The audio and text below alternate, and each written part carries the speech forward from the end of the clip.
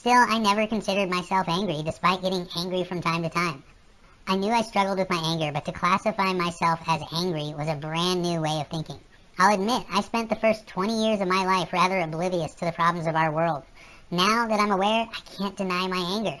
It becomes even more infuriating when there is little to no chance for me to personally fix all those problems. It would drive myself crazy if I even spent half my day being angry at everything wrong with the world. A shift happened in me when I realized that I was angry. I hadn't realized how much my anger had been controlling me versus me controlling my anger. This realization also helped the conversation move forward. My acceptance of my weakness also helped Danielle to open up. My dad said one other thing that I don't know if it helped me as much as it helped Danielle, but either way, it practically fixed our relationship. For so long, I had been comparing myself to Danielle and the fact that she spent weeks and months caring for people who were dying throughout her life. Danielle's highest calling was caring for people that society discards.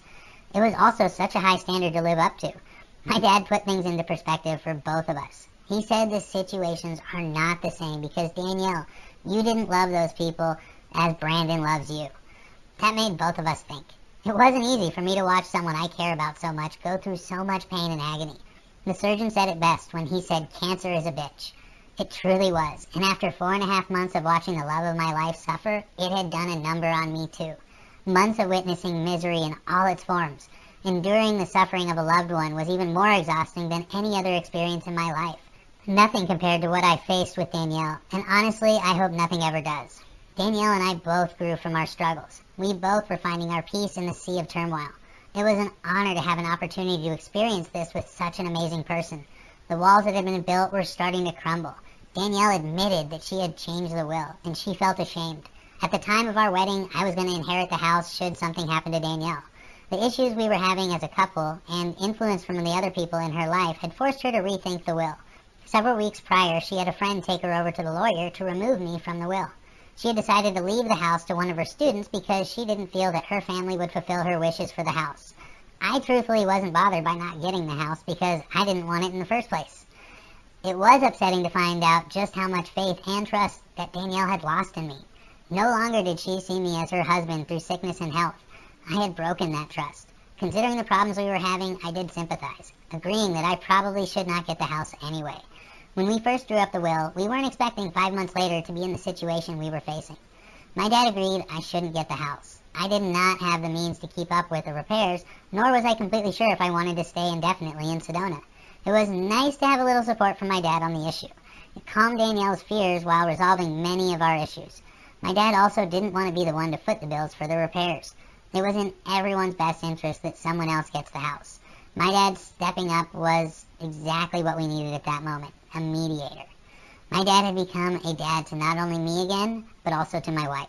After years of being rather estranged, it was nice to be able to connect with such depth. I still wish the circumstances could have been different, but I always tried to make the best even from really bad situations. This really bad situation had brought out the best in my dad. He could see that Danielle and I needed help, and he willingly changed all of his work plans to help us. I don't think that my dad understood what was occurring until he was at the house for a couple of days. He had observed that Danielle and I were having the most problems because I was the target for her anger. Danielle was incredibly angry, and rightfully so. Danielle had more to be angry about than I did, and I hadn't realized that I was a big reflection of her anger.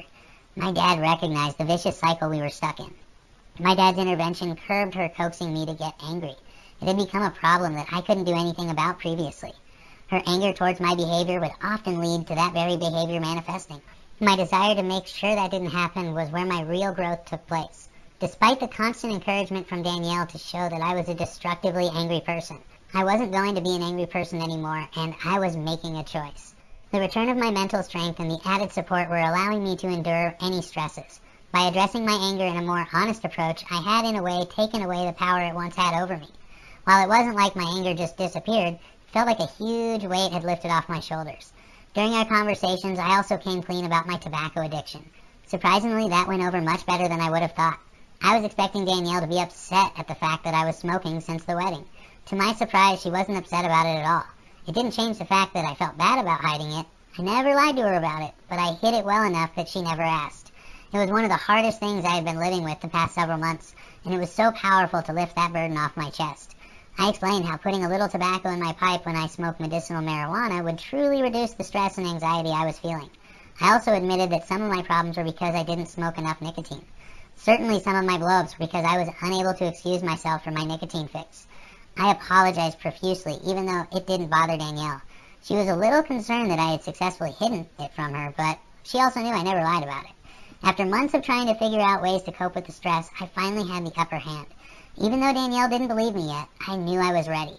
The following couple of days saw a huge improvement in our relationship.